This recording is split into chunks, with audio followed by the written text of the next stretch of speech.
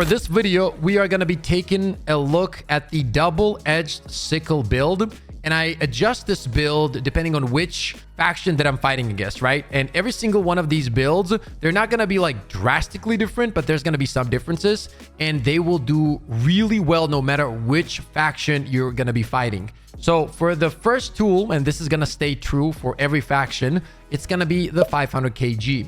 Now, obviously, it's pretty consistent. It works against all the factions. It doesn't matter if you're fighting the Illuminate, the bugs, or the bots. This will always come in handy. Now, the second tool is going to be kind of the slot where you can move it around. Now, I'm not going to lie. If you go for the orbital laser, this still works really well against all factions. But where it really shines is the bots. This laser can single-handedly destroy bases so that you don't have to worry about anything, to be honest.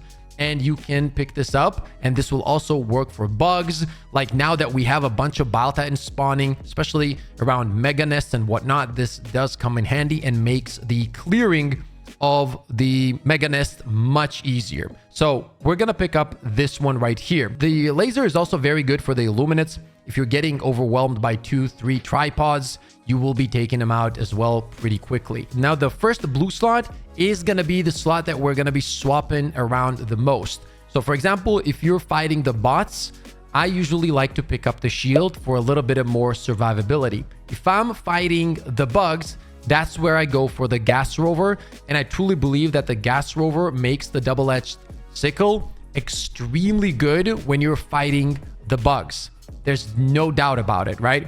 And if I am fighting the Illuminates, that's where you can go for any of the other two rovers. You can go for the Laser Rover or for the Liberator Rover. That's going to be completely up to you. I personally enjoy the Laser Rover. You guys already know this. So that's the one that I pick up. So the third blue slot is going to be the slot that is going to move around the most, depending on which faction you're going to be fighting. In the final slot for two factions, we are going to be using the Quasar Cannon. The factions this is going to be true for is going to be the bugs and the bots. This is a perfect tool no matter if you're fighting the bots or the bugs. It really does come in handy. If you're looking at like Hulks or whatever it is, you can take them out with one shot, and it absolutely destroys everything on the bug side as well. Now, when I play against the Illuminates, that's when I switch to the Arc Thrower, because the Arc Thrower essentially destroys everything on the Illuminate side very, very easily. So you don't really have to worry about anything once you're running this weapon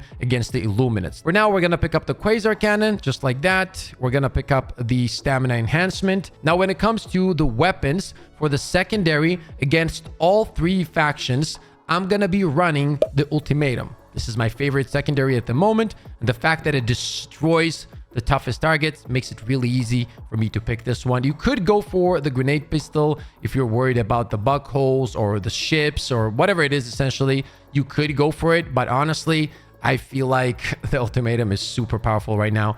For the grenade, another slot that you can move around depending on which faction you're fighting, but usually I rotate in between 3 grenades. This is going to be the gas, the stun, and then the thermite grenade, depending on what you think your build lacks the most. So if you feel like you don't have enough firepower to take out the stronger enemies, that's when you're going to go for the thermites to, destroy Hulks, destroy chargers, all that kind of stuff. This is a perfect pick. If you're looking for better CC, that's going to be either the gas grenade or the stun grenade. I will say though that the stun grenade in combination with the double-edged sickle is really good when you're fighting, for example, against the Hulks or essentially any faction, because they just stand still if you throw the stun, and it's easier to take him out with the AP4 when you're using the sickle. So this is also going to be your pick depending on your playstyle. We're going to start off with the stun nades for today, and then we might switch to the other grenades as well.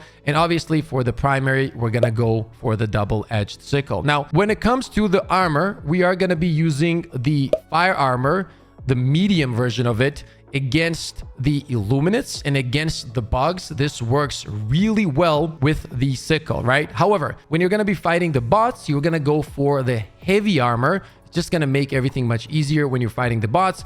A little bit more survivability in combination with the shield never hurts, because you guys know how the bots go crazy. You can get like ragdoll 24/7. You take tons of damage from far away as well. So all of that really does become easier if you are running heavy armor. And when it comes to the booster, one thing that I forgot to mention is if your teammate is already running the vitality, then you're good to go to pick up the stamina. However, if you see that nobody's running vitality, always go for vitality if you are going for a sickle build. It will definitely make the weapon and overall build feel better across the board. Obviously, the change to the sickle wasn't like super well received, and I do agree that, you know, the initial what they did with the, you know, no medium armor pen at the beginning, 0 to 25% of the weapon, was something that probably should be lowered to 10%, because people did get used to essentially having a incredible medium armor pen auto rifle, even though it's not classified as one. That's why people actually fell in love with it. Everybody's missing a good AR, and that's what the weapon was. It was destroying everything. It was super fun. The ammo economy is great, and so on. We've already discussed this, right?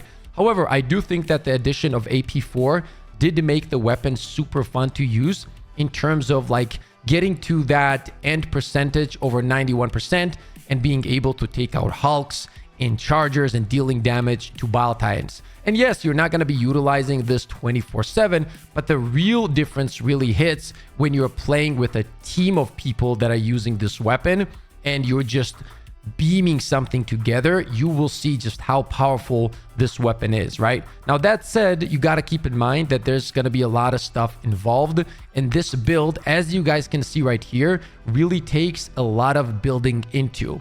And that means that you need that fire resist armor, whether you like it or not, in order to make the weapon feel good. You definitely need the vitality booster in order to make it feel even better.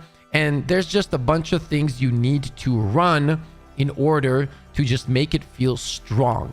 Also, you got to get used to the fact that you want to always be around that above 25%, so your medium pen is ready to go. And if they do change something, I hope that it's not going to be the AP4. I hope they keep the AP4 and just lower the 25% you need to get to for that medium pen to probably like 10%. I think everybody would be happy with that. Obviously, perfect case, they take it away, but I think that somewhere in the middle is absolutely perfectly fine. Now, when it comes to the red stratagems, the 500 and the laser, both of these tools in combination with the ultimatum secondary, and so these three things and the quasar cannon as well, are going to be there to take out massive targets. So what you do is you just play around with the sickle. You essentially destroy everything in front of you. The armor is there. And then when stuff goes crazy, you use your red stratagems to take out the bigger targets.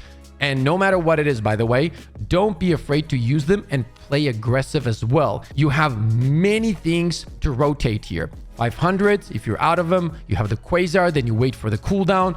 If you're on the cooldown and it's going crazy, you throw in the laser. If the laser is on cooldown, quasar is on cooldown, you don't have any 500 kgs, guess what? You still have the ultimatum. You're going to have the shield for survivability on the bots, the gas rover for a lot of CC, but also a lot of survivability on the bug side as well. So when it comes to the new predator bugs and new bug enemies in general, the new sickle with the flame armor and whatnot honestly really need the gas rover. Without the gas rover, it does get a little bit, dangerous. However, that confuses them. And after you're over that 25%, you're literally just melting them down pretty fast. Now, the hunters and whatnot, they go down pretty quick. You always want to try to be over that 25% though. It makes more sense because if you do run into those medium armored enemies, you just go through them as well at any time. And don't be afraid to reload the gun sometimes. If you feel like there's no need to have that AP4 and you're just